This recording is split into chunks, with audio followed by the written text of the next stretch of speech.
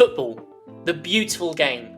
Billions of fans, generations of legends, stadiums shaking with passion. And then there's the United States. Yeah, about that. Let's be clear. America doesn't suck at sports. Basketball, dominant. American football is literally their game. And baseball was invented there.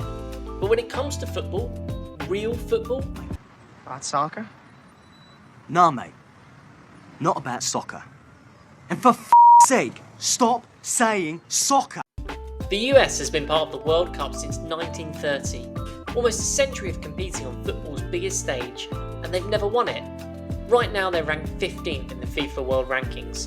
Respectable, sure, but they've never even sniffed an overall win in a Copa América final, let alone lifted the trophy. The US has a population of over 330 million people. That's nearly 5 times the size of the UK, and bigger than most of the footballing nations combined. With that many people, simple maths said they should be churning out the elite athletes left and right. And they do, but just not in football. And in fact, in the US, it's one of the wealthiest nations on earth, pumping billions into sports every year. And you'd expect them to be unstoppable on the world stage. Part of the problem has to be cost. Youth sports in the US are expensive. Alex Morgan, the US striker, called out that football in America is pay to play, and that's hurting football developments. A detailed breakdown reveals that in top-tier soccer, families are often paying anywhere between $2,400 to more than $5,000 a year, and that excludes travel, gear, and tournament fees. Even the FIFA president blasted the US system, saying, "Children have to pay in order to play. We have to stop this." Now let's compare that to footballing legends around the world. Take Cristiano Ronaldo, for example. Ronaldo grew up in Portugal in a very poor family. His father worked as a kit man, his mother was a cook, and at times there wasn't enough money to buy proper football boots. Wait, hold on one sec, let him do his thing. Absolutely love when he does that. In the US, that financial barrier would have meant no football.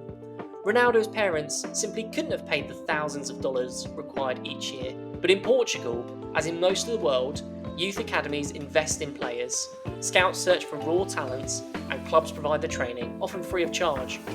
Ronaldo didn't need to be rich, he just needed to be good. And even if you can afford it, football in America is still battling for attention.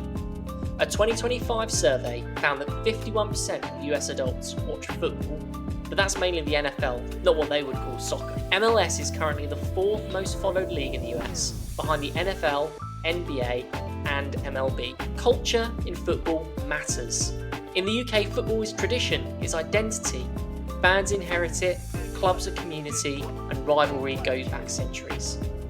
In the US, they're still building culture, launching MLS teams, running flashy adverts, hyping up events. Don't get me wrong, manufacturing culture can work, but right now it feels like a marketing campaign. It felt that way when Beckham went to LA Galaxy, it feels that way now with Messi in Miami. In Britain, football is soul, it's old, heritage, folklore. Clubs older than some nations. You support the team your father's father did, even if they suck. And those rivalries are just as intense.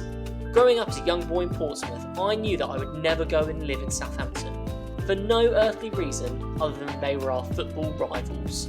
Schools, pubs, kids on concrete pitch, all steeped in the game. Meanwhile in America, it's picture by design. Brand new academies, fan clubs started with a spreadsheet, and even some chants printed out for newbies. Sorry, dude. Get over it. Come on, Seattle! Come on, Seattle! No, you gotta your eyes up. Fight and win! Fight and win! Come on, Seattle! Come on, Seattle! But it's not all doom and gloom. Change is happening. San Diego FC is a great example of launching a fully funded youth academy. Free on-site school, first of its kind in North America, breaking the pay-to-play model. MLS Next and USL academies are beginning to offer low-cost or free programs, plus scholarships, despite the wider system still needing reform. Let's not forget the US women's national team, remaining among the most successful, carrying the flag high. With the 2026 World Cup heading to the US, momentum is building. The infrastructure, the interest, the narrative is all aligning. So why does USA suck at football? Because football wasn't woven into their culture early enough. It got priced out and it's still competing for attention.